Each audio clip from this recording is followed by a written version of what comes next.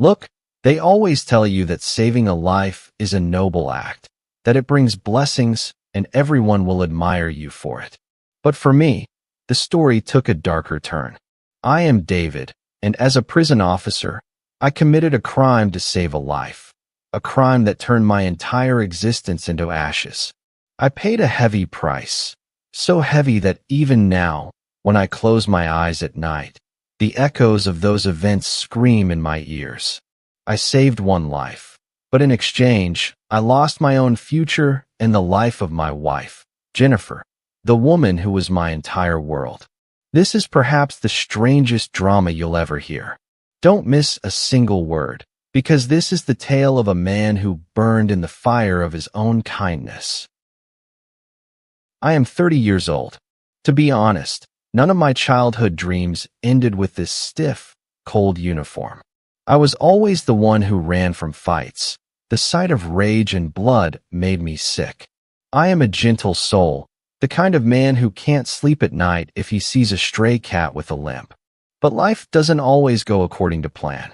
When you're in a big city looking for work and every door stays shut and the rent and bills start piling up, you're forced to accept a job that is miles away from your spirit. I became a prison guard. But every day, as I turned the key in those cell locks, I felt a piece of my soul being imprisoned with them. I hated interacting with criminals, but I had no choice.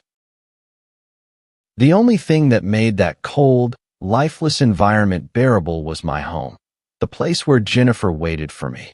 Jennifer was also 30, my kind-hearted wife, whose smile washed away the darkness of the prison. But there was another piece of my heart elsewhere, my disabled sister. She lived with our mother and was my whole world. Every time I watched her struggle to even drink a glass of water or try to walk, it felt like a knife twisting in my chest. I loved her deeply, and her pain was my pain. Perhaps it was this intense compassion for my sister that blinded me to the cold truth of the monsters I guarded. In that godforsaken prison, there was one name that made everyone's blood run cold: Robert. Robert was 50, but he had a physique and a face that looked like they were forged in hell. He was a seasoned, notorious criminal who had spent years in solitary confinement. This was his third time behind bars, but this time was different. He was serving a life sentence. Robert was a sociopath through and through. No one dared to look him in the eye.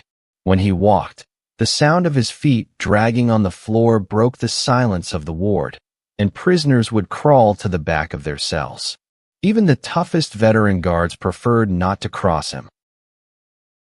Robert didn't stop his reign of terror inside the prison. He wanted to prove he was the king of that cage. Anyone who spoke against his will or disobeyed his orders was met with brutal violence. I remember one day a new prisoner was brought in, a young guy who hadn't yet learned to fear the walls. Robert decided to show him who was boss right away. Over a ridiculous dispute, something about a food ration or where to sit, he cornered the young man. He told him, "In here, you don't even breathe without my permission." But the boy didn't back down. Right then and there, Robert lunged at him like a wild beast. He beat the poor soul with his bare hands until bones were crushed. The entire hallway was stained with blood.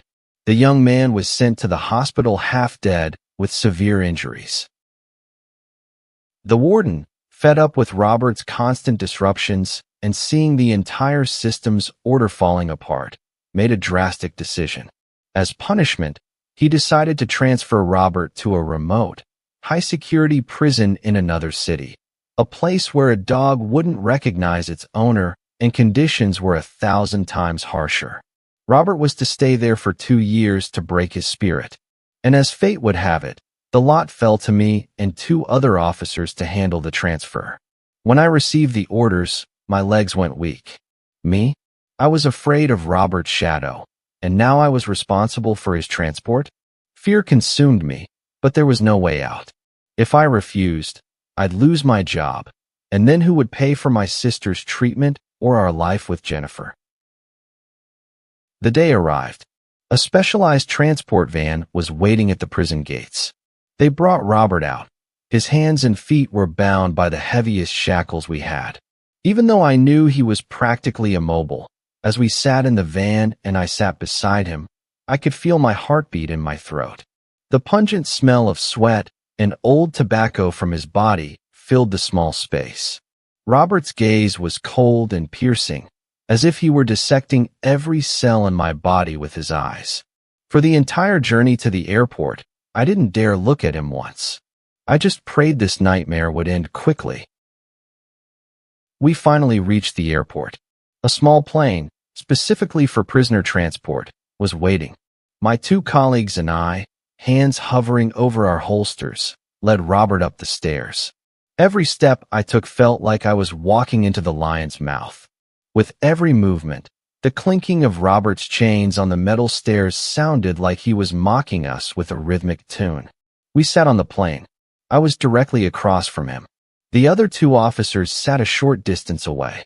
The plane's engines roared to life, and with a heavy jolt, we took off.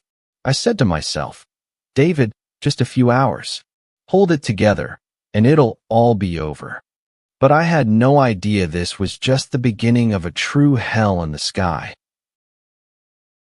The roar of the engines filled the cabin, a continuous, grating noise that felt like a drill in my brain.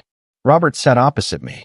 His shackles rattled with every tremor of the plane, the screeching of metal breaking the deathly silence between us. The clock hands seemed frozen. My eyes burned with exhaustion. My eyelids felt like lead. It was my turn to rest, and I should have closed my eyes for a bit, but how could I? Every time my eyes started to shut, the image of Robert's stony face flashed before me. I was terrified. I feared that if I slept, this monster would find a way to harm me. Even bound, his aura of evil was so strong that it felt like he could kill with his bare hands. I looked at my two colleagues. They weren't faring any better. Cold sweat beaded on their foreheads, and they nervously toyed with their holster straps. Anxiety hung heavy in the air. It was as if we all knew that traveling with the devil wouldn't go unpunished. About 2 hours into the flight, a massive explosion shook the entire aircraft. My heart leaped into my throat. I looked out the small window beside me and saw something I wished was only a nightmare. One of the engines was on fire. Orange and red flames licked hungrily at the plane's fuselage. Screams erupted. The pilots tried to calm us over the intercom with voices that trembled. They said, "It's nothing. Everything is under control." But who could believe that? With the smell of smoke filling the aisle, calm was a meaningless word. The pilot was talking to air traffic control, requesting an emergency landing. A few minutes later, the first engine failed completely, and the plane tilted. Terror gnawed at us. 20 minutes later, the disaster was complete. The second engine began to smoke and then burst into flames. The steady roar was gone, replaced only by the howling wind and violent tremors that threatened to tear the plane apart. Everyone was clawing at the walls, crying, praying, but Robert sat there so calmly, as if he were watching a movie. He didn't even blink. There was a terrifying satisfaction in his eyes. It was as if he were saying, "Better this. Death in the sky is far more honorable than rotting in solitary." Robert was ready to die because he knew for him, life meant life in prison, perpetual darkness. The altitude was dropping every second. Looking out the window, I saw the trees growing larger and larger. The sensation of plummeting is the most horrific feeling a person can experience. It feels like your stomach is in your throat. Seeing that this was the end, I reached into my pocket with trembling hands and pulled out my phone. The first photo I opened was Jennifer's. My beautiful Jennifer. I looked at her smile with such regret. I spoke to her in my heart. I said, "I'm sorry for leaving you. Sorry we didn't get to grow old together." My tears blurred the screen. Then I opened the photo of my mother and my disabled sister. When I thought of my sister, a sob broke out. Who would help her now? Who would hold her fragile hands? I told her, "Forgive me for being a useless brother, for leaving you alone in this heartless world." In the midst of this chaos, I saw one of my colleagues turn pale and suddenly collapse on the floor. I rushed to him, put my ear to his chest. Nothing. His heart had stopped from sheer terror. The poor man didn't even wait for the crash. Fear had claimed him first. Instinctively, I began CPR, but then I froze. I thought, David, what are you doing? In a few minutes, you'll be lying right next to this corpse. What's the point of reviving him when we're all about to be pulverized? The plane was scraping the earth now. The jolts were so violent that seats were being torn from their bolts. People were being tossed around like rag dolls. The sound of crushing metal and branches snapping against the hull was the loudest thing I'd ever heard. We hit a dense forest. The plane sliced through the treetops like a blade until a massive impact, the sound of an explosion, and then I knew nothing. Everything went black. It felt like the end of the world. Silence. A heavy, terrifying silence broken only by the crackling of burning metal and the wind moaning through the trees. I don't know how long had passed, maybe 20 minutes, maybe an hour. Slowly, I felt my eyes fighting the weight of my eyelids. When I opened them, everything was a blur at first. It was as if a gray veil had been drawn over my world. My head throbbed so intensely it felt like 1,000 needles were being driven into my temples. I was disoriented, dazed. I couldn't remember where I was. But the sharp scent of fuel and burning flesh woke me up like a hard slap to the face. I tried to move, but a sudden, horrific pain shot from my legs through my entire body. A scream died in my throat. It felt like an 18-wheeler had driven over my legs. My bones were so shattered it felt like they didn't belong to me anymore. With great effort, I turned my head. The plane's fuselage was split in two, like a broken iron giant. Fire was hungrily consuming everything. I looked at the seats around me, my colleagues' seats, the other passengers, all silent. An eternal silence. I was the only one still breathing in that hell. Thick, black smoke was choking me. I knew if I stayed there, I'd either be roasted alive or suffocated. My legs were useless, so I dug my hands into the bloody dirt and grass, dragging myself inch by inch toward the exit. Every centimeter felt like a dagger twisting in my flesh. With agonizing effort, I cleared the wreckage and collapsed on the cold forest floor. I was gasping for air when I saw a shadow. Someone was moving in the distance. I couldn't believe it. Robert. That monster had survived too. Not even a crash that violent could take his life. His chains had snapped during the impact, and now his hands and feet were completely free. He was limping away toward the depths of the forest. I gathered all my strength and cried out with a voice that sounded like it came from the bottom of a well. Robert. Don't move. Stop. Robert froze. He didn't expect a voice from that iron graveyard. He slowly turned his head. When his eyes met mine, a look of immense shock crossed his blood and dirt-stained face. He thought I was gone like the rest. He hesitated, then started moving again. He didn't care what I said. Seeing him actually leaving, I reached for my side. My service pistol was still there. With shaking hands, I pulled it out and aimed. I yelled, "One more step, and I'll blow your brains out. Stop." This time he stayed put. He knew I wasn't joking. He turned to me, hands raised in surrender, but the old ferocity in his eyes was gone. There was only desperation.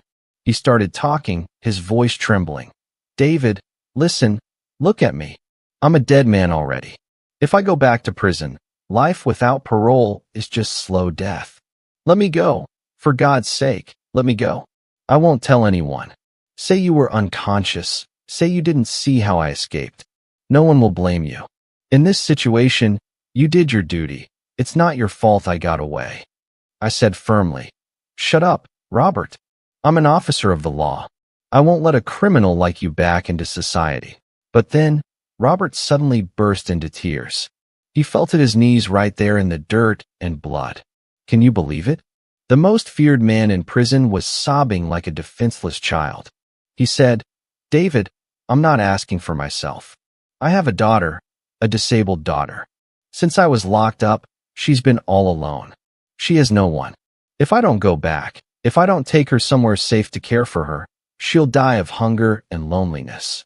You don't know what disability means. You don't know how hard it is when you can't even put a spoon of food in your own mouth. As soon as he said disabled daughter, it felt like an arrow through my heart. The image of my sister flashed before me. I remembered her helplessness, how much she needed us. I thought, if I die and my mother is gone, who will hold my sister's hands? Robert was treading exactly on my Achilles heel. I felt that if I sent him back to prison, I'd be robbing that disabled girl of her life. For a moment, I put myself in her shoes. My heart overruled my head. My grip loosened. I slowly lowered the gun. Robert, unable to believe it, looked at me with wet eyes. He asked, "Does that mean you're letting me go?" I said nothing. I just looked at him. My silence was his answer. Robert understood. With a look that was somewhere between joy and pain, he stood up, gave me a bitter nod of thanks, and disappeared limping into the blackness of the forest. I was left alone with the burning wreckage and a mountain of guilt that was already weighing on my chest. My eyes were closing again. The physical weakness and blood loss were finishing me off. And then, everything went dark. I don't know if you've ever woken up from a black nightmare only to realize the reality is even more terrifying. When I opened my eyes, the first thing I smelled was the sharp scent of iodine and alcohol. The white ceiling above me was spinning. I was dazed, as if my brain had been through a blender. I wanted to move my legs, but a 1,000-ton weight was on my body. I looked down. Both my legs were in casts so large they felt like boulders attached to me. Pain hit my body in waves like the tide. In that state, the door burst open. It was Jennifer, my saving angel. When her eyes met mine, her face flooded with tears. With a voice that was both a laugh and a cry, she shouted, "David, my God, you're awake." Then she ran to the hallway, screaming, "Nurse, nurse, my husband has opened his eyes." Jennifer came to the bedside, her trembling hands on my face. Her warmth told me I was still in this world. A nurse entered and with professional coolness, ushered Jennifer out to examine me. Jennifer stood behind that damn glass window. Her hand was on the glass, sobbing, but her wet eyes sparkled with joy. As the nurse changed my she said, "You were unconscious for 3 whole days, man. You're lucky to be alive." 3 days. It had been 3 days since that hell in the forest, and I had no idea. The next day, I felt a heavy presence in the room. The warden, with his stony face and leaning on a cane, had come to visit. He sat on the edge of the chair and went straight to the point. "David, you and that bastard Robert are the only ones who survived that flight. The others, they're all gone." My heart sank. The warden narrowed his eyes and asked, "Did you see anything? When you woke up, did you see Robert? Did you know he escaped?" I swallowed hard. The image of Robert crying about his disabled daughter came back, but the lie was stuck in my throat like a bone. I said, "No, sir. I was unconscious. When I opened my eyes, it was just fire and bodies. I don't remember anything." The warden sighed and said, "Robert walked 10 kilometers to reach the first town. The police have been searching every inch for days, but he's vanished. He might have crossed the border." 2 days later, I was discharged. Sitting in a wheelchair and returning home was a trial, but I felt comforted by the thought that I had done something humane. I told myself Robert was with his daughter now. One night, while Jennifer was making dinner in the kitchen, I was watching the news. The reporter was airing a special profile on Robert's history so people would recognize him. Suddenly, the anchor said, "Robert, nicknamed the Butcher, was never married and has no family or children. He spent his entire life in loneliness and villainy." Time seemed to stop. The teacup in my hand began to shake. Robert had never been married? A disabled daughter? It hit me like a sledgehammer. That monster knew I had a disabled sister. He knew my weakness. He had played with my emotions to clear his path to escape. Rage blinded me. I threw the teacup against the wall with all my might. The sound of shattering china and tea splashing on the wall broke the silence of the house. Jennifer rushed out in terror. "David, what happened?" I clenched my teeth and said, "Nothing. I'm just burning up inside that the bastard escaped and the police can't catch him." Months passed. Robert had vanished like smoke, and I lived with the agony of that great deception. Then one night, a phone call shattered my world again.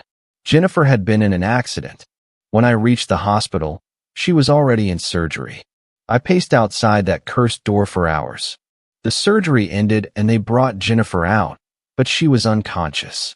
The doctors said we had to wait. For 2 whole days, I sat by Jennifer's side, holding her hand. 2 days of fear and hope. Finally, on the 2nd day, the medical team called me in after their final assessments. The head of the department said softly, "David, I'm sorry. The blow to Jennifer's head was too deep. She is brain dead, and there is no hope for her return." The world spun around me. I felt the oxygen leave the room. The doctors suggested organ donation. I remembered Jennifer's kindness. She always wanted to help others. With a heart that felt like it had been sliced to ribbons, I signed the papers. Jennifer's heart, the same heart that beat only for me, was now going to beat in the chest of a 30-year-old woman named Hazel, who suffered from a heart condition. I buried Jennifer, but I knew a piece of her was still beating somewhere in this city. After Jennifer was gone, my life became like a dark room with no windows. The police still hadn't found a trace of Robert. It was as if he'd dissolved into the earth. But the truth was, Robert was no longer my primary concern. My every thought was of Jennifer. At night, walking alone in that silent house, her laughter echoed in my ears. One night, I couldn't take it anymore, and a crazy thought hit me. I told myself, "David, that woman's heart is still beating.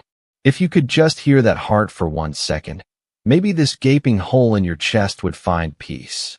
Through contacts at the hospital and 1,000 pleas, I finally found the address of the woman who had received Jennifer's heart, Hazel. I learned Hazel was very different from me. She was an incredibly wealthy woman and the owner of a large factory. One morning, with a simple shirt and a world of anxiety, I went to her factory. The building was so imposing my legs felt weak. The secretary gave me a look of pity, but seeing my persistence, let me in. I entered Hazel's large, luxurious office. She was sitting behind a massive wooden desk, signing documents. She didn't even look up and said in a formal tone, "If you're here for a job, this isn't the place. Go to the recruitment department and fill out a form. If your resume is good, they'll contact you." I was frozen there. I looked at her chest, at the place where my Jennifer's heart was beating. I said softly, "I'm not here for a job, Mrs. Hazel. I came to hear my wife's heartbeat." Hazel was so shocked the pen fell from her hand. She looked up with wide eyes. She finally realized who I was. I was the husband of the angel whose death had given her a second life. All her pride and managerial poise suddenly collapsed. A lump formed in my throat. I explained how much I missed Jennifer, told her that this sound was the only thing I had left of my love. That day, we talked for hours. Hazel spoke of the strange feelings she'd had since the transplant, and I spoke of my memories of Jennifer. That first meeting was the start of a strange journey. I couldn't stay away from Hazel anymore, not just because of her, but because of that pulse that belonged to my old life. We met again and again. Every time I put my head against her chest and heard that heart, it felt like Jennifer was saying, "I'm here, David, don't be afraid." But slowly, something happened that I didn't expect. I felt I was falling for Hazel herself. She was a brilliant and kind woman, but there was a high wall between us, wealth. I told myself, "David, don't be a fool. She's a billionaire, and you're just a simple prison guard whose legs haven't even fully healed. She would never marry someone like you." So, I kept my sorrow to myself. But Hazel seemed to read my mind. One day, as we walked in her mansion's garden, she turned and looked me straight in the eye. She said, "David, why do you distance yourself? I feel you feel the same way I do." When Hazel told me of her love, it felt like the world was given to me. I opened my heart and told her of my fear regarding our class difference. Hazel laughed and said, "The heart in my chest doesn't understand money or wealth. It only knows love." We decided to spend some time getting to know each other better. We wanted to be sure this feeling was real, not just because of the heart transplant. After a few months, when we were sure we could make each other happy, we got married. I, David, who just yesterday struggled to pay for my sister's care, had reached a life of luxury with Hazel. She shared all her wealth with me and elevated me to power and fortune. Everything was like a sweet dream, but it seemed fate didn't intend for me to remain at peace. That black shadow, that cursed Robert, was still waiting somewhere in the dark to drag my life through the mud once again. Life was showing me its kind face, but it seemed my destiny had crashed with that plane and I didn't know it. Some time passed after our marriage. Life with Hazel was like a sweet dream. But one day, Hazel had to go on an important business trip to the very city where that cursed plane crash had happened. From the moment she said goodbye, a strange dread settled in my heart. Near sunset, I called as usual to check on her. First ring, second ring, no answer. I thought she was in a meeting. A few minutes later, I tried again, but this time a cold, mechanical voice filled my ear. "The subscriber you are calling is switched off." My heart dropped. Hazel never turned off her phone, especially on a business trip. As time passed, my anxiety grew. By nightfall, her phone was still off. I couldn't take it anymore. I hit the road. Driven by a speed that would make any man tremble, I reached that city by dawn. I arrived at her hotel early. I rushed to the reception, but the news was like a bucket of ice water. "Sir, Mrs. Hazel hasn't returned to the hotel since yesterday." I couldn't believe it. I went to her colleagues. They looked at me with confusion and said, "We thought Hazel wasn't feeling well and went back home early." Right then, I knew a disaster had occurred. Something had happened to Hazel. I immediately went to the police and filed a missing persons report. All day, I wandered the streets of that city like a madman. The police were trying, but there was no lead. Until near nightfall, my phone rang. An unknown number. I answered. A gravelly, strange voice said, "Your wife is with me. If you want to feel that transplanted heart again, get $200,000 together. You have until tomorrow. If you tell the police, you won't even find her body." He hung up. The world spun. I knew I shouldn't tell the police, but a gut feeling told me this man was more dangerous than that. I feared he would lie and kill Hazel even after getting the money. I was forced to tell the police. They devised a plan. I would go to the meeting with the money, and they would secretly surround the area. The next day, I went to an abandoned, dilapidated factory on the outskirts of town. The smell of dust and rusted iron was everywhere. I stood in the center of the hall with the bag of money when someone stepped out of the shadows.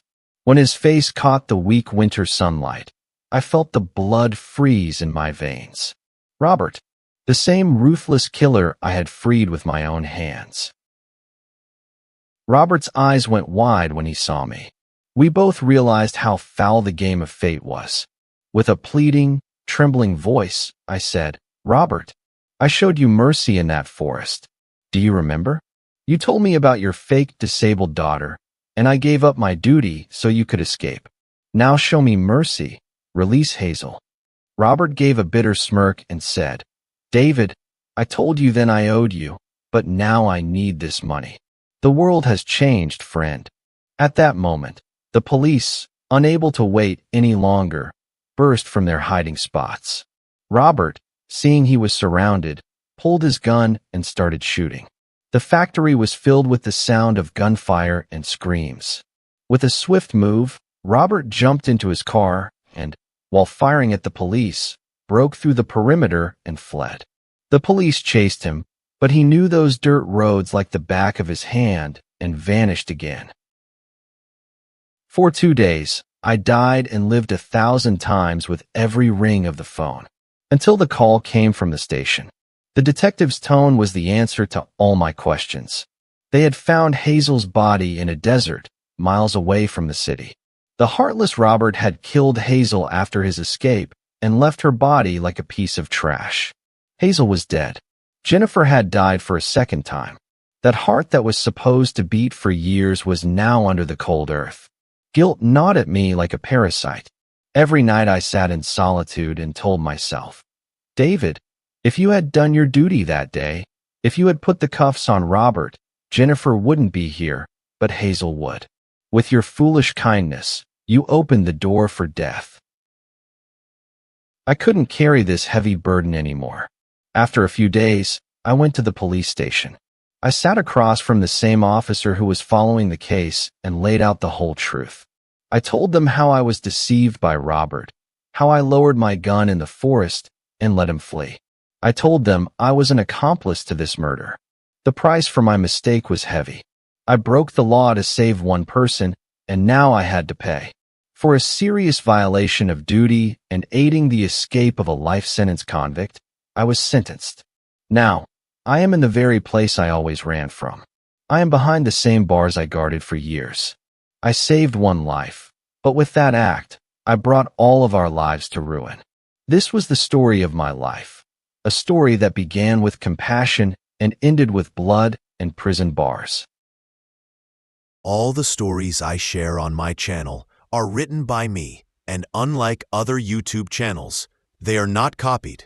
So I would appreciate it if you like the video and subscribe to my channel to motivate me to write new stories.